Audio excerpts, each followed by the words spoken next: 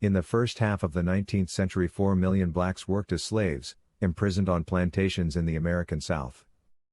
They were prevented from learning how to read, their families were forcibly broken up, and if they tried to escape, they were severely and brutally punished. The owners of these plantations were, almost without exception, Democrats. Before the Civil War, slave-owning Democrats used black bodies to massively increase the number of votes they got in Congress and the Electoral College. Because of the 3/5 compromise, a single Democrat in Georgia who owned 5 slaves got 4 times the representation as a single white abolitionist in Pennsylvania, who didn't own any. So for the Democrats, it has always been about using black bodies for political power. How they are used may vary, but the plantation model remains a constant, even today. Despite the fact that blacks are no longer enslaved, many black children barely learn to read in poorly performing schools, our families are often shattered by misguided welfare policies, and if we try to escape, we still face punishment. Of course, the plantations of the 21st century are not physical, they are virtual. The owners of these plantations are once again, almost without exception, Democrats.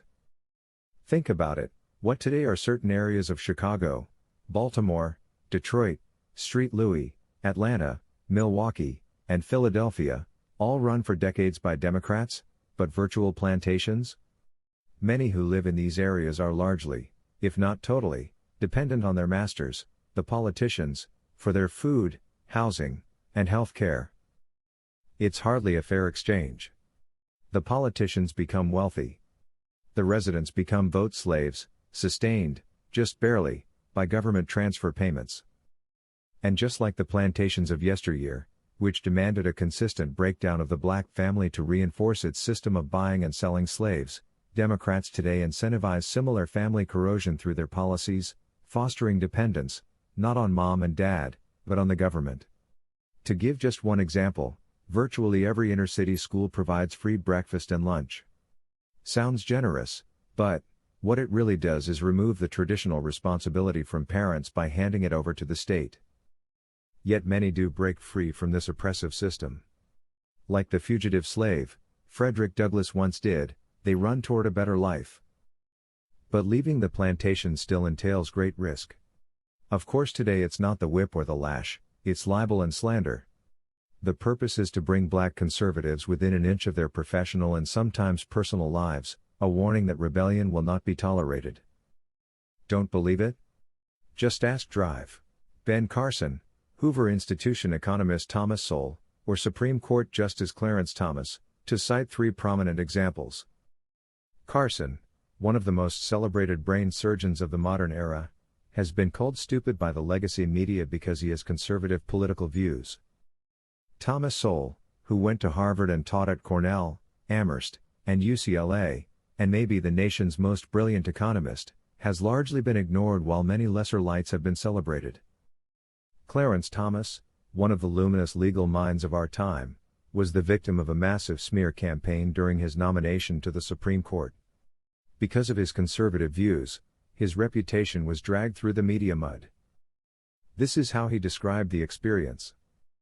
It is a high-tech lynching for uppity blacks who in any way deign to think for themselves, to do for themselves, to have different ideas, and it is a message that unless you kowtow to an old order, this is what will happen to you. You will be lynched, destroyed, caricatured, rather than hung from a tree. Today's plantation owners will do anything to hold on to what they see as their property. Little wonder.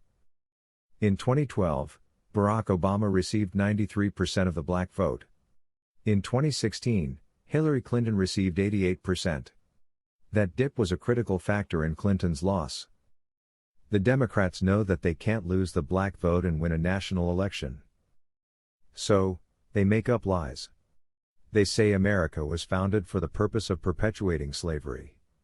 They say white people hate us, they say the entire system is racist and that our only hope is them, the same old Democrats. The plantation owners know what will happen if blacks demand that their children receive a good education, if they shake off their dependence on government handouts, if they refuse to see themselves as victims and instead embrace all the opportunities America offers. The plantation system would collapse, once and for all. In the 19th century, We had to depend on others to be liberated. This time we have to do it ourselves. Will we?